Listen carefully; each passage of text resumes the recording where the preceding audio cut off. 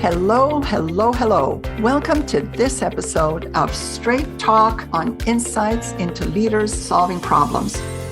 Every week, we ask 3 questions of an expert who can share their insights on how to address some of the burning issues leaders are asking about. Hello, hello, hello. This is Dragasa, and you're joining me again today on another edition of Straight Talk for Business. I'm absolutely delighted to have with me today a lady who has published many, many books, and she has co-authored also several books with other individuals. And her name is B.J. Gallagher. BJ has been in the business world in publishing and has started writing several decades ago. 3 of her books that we're going to be discussing today, which have hit the bestseller lists. One is called A Peacock in the Land of Penguins.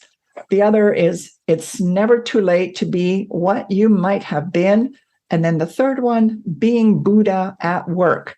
BJ, welcome to Straight Talk for Business. It's absolutely a pleasure to have you here today. Thank you. Thank you so much. Thank you for inviting me. So let's just kick off right here with Peacock in the Land of Penguins. You know, I tell you, I read this book from cover to cover in one sitting.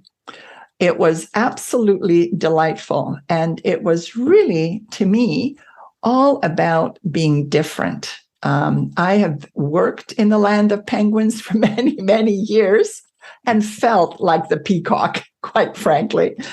Tell me a little bit about how did this come about? The comparables of penguins with the establishment, the peacocks with the innovators, the entrepreneurs, and so on. Tell me how this came about, because it's so true to life. Well, it's true to life because I lived it. It's a true story about my 5 years working at the Los Angeles Times. And I was the peacock and they were the penguins. And, you know, when I went to work there, I thought, because it was sort of a liberal newspaper, that editorially kind of liberal, that I would be at home there. I'm colorful, I'm entrepreneurial, and creative. And so I thought, oh, great, a newspaper, lots of creative people, lots of bright. I love working with intelligent people. And I've never found a better group of intelligent people than at the newspaper. Everybody's really smart there.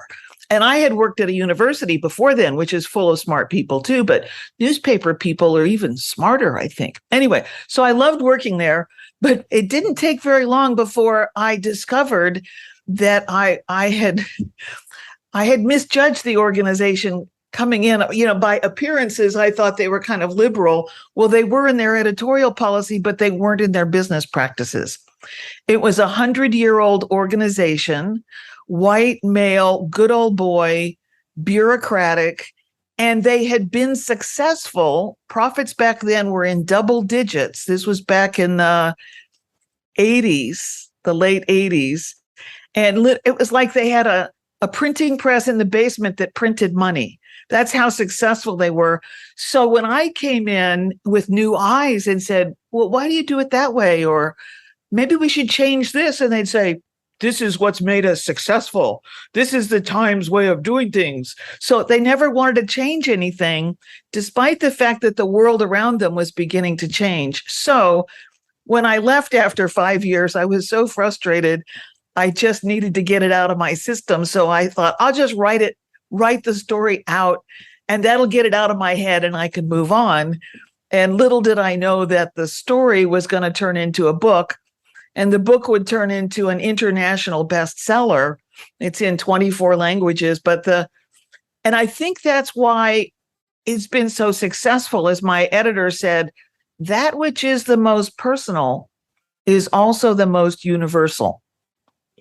So because it was my story And it's true, it resonates with hundreds of thousands of other people in corporate America, in banks, insurance companies, corporations who go, yeah, I feel like a peacock in the land of penguins too. So by telling my story, I told the story of hundreds of thousands of other people too. Yeah. And there were 2 pages in this book that really stuck out for me. The reason they stuck out so much this time, like I think I read this book years ago the first time, and the pages, they're starting to go yellow. That's how long I've had it. And then I pulled it out again, and I wish I could tell you what motivated me to pull it out again. But on 2 of the pages, you're talking about the peacocks. Their hearts were filled with frustration, disappointment, and sadness. This struck me in a way I can't even explain. And then what's directly opposite that page are just 4 lines on a page that says, but what they got instead was quiet criticisms, stifling conformity, and